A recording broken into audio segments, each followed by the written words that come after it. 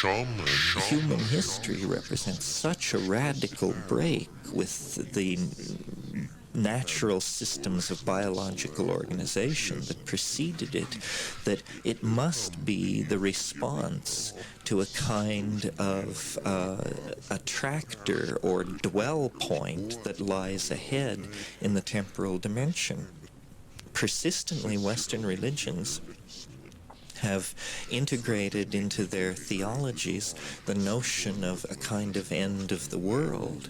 And I think that a lot of psychedelic experimentation sort of confirms this intuition. I mean, it isn't going to happen according to any of the scenarios of Orthodox religion, but the basic intuition that the universe seeks closure in a kind of omega point of transcendence is confirmed. It's almost as though this object in hyperspace, glittering in hyperspace, throws off reflections of itself, which actually ricochet into the past, illuminating this mystic, inspiring that saint or visionary, and that out of these fragmentary glimpses of eternity, we can build a kind of map of not only the past of the universe and the evolutionary ingression into novelty, but a kind of map of the future. This is what shamanism has always been about. A shaman is someone who has been to the end. It's someone who knows how the world really works.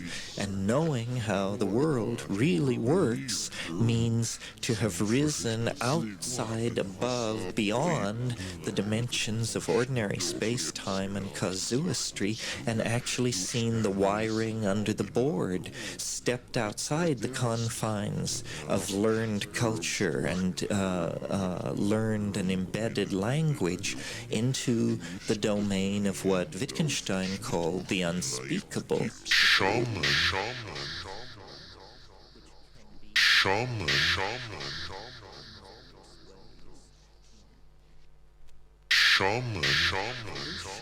Because the shaman learns the techniques to go between ordinary reality and the domain of the ideas, this higher dimensional continuum that is somehow parallel to us, available to us, and yet ordinarily occluded by cultural convention out of fear of the mystery, I believe. And what shamans are people who have been able to decondition themselves from the community's instinctual distrust of the mystery and to go into it, to go into this bewildering higher dimension and gain knowledge, recover the jewel lost at the beginning of time, save souls, cure, commune with the ancestors, so forth and so on. Has always been about. A shaman is someone who has been to the end. This is what shamanism has always been about. Shamanism. Making this cosmic journey to the domain of the Gaian ideas and then bringing them back in the form of art to the struggle to save the world. The planet has a kind of intelligence that it can actually open a channel of communication with an individual human being. The message that nature sends is transform your language through a synergy between electronic culture and the psychedelic imagination, a synergy between dance and idea, a synergy between understanding and intuition, and dissolve the boundaries that your culture has sanctioned between you and become part of this Gaian supermind. I mean, I think it's fairly profound. It's fairly apocalyptic. History is ending. I mean, we are to be the generation that witnesses the revelation of the purpose of the cosmos. The whole history is the shockwave of the eschaton. History is the shockwave of eschatology. And what this means for those of us who will live through this transition into hyperspace is that we will be privileged to see the greatest release of concrete change probably since the birth of the universe.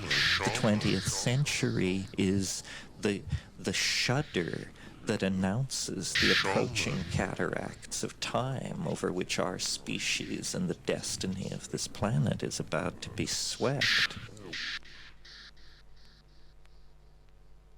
In house music and rave culture on physiologically compatible rhythms and this sort of thing is really the rediscovery of the art of natural magic with sound.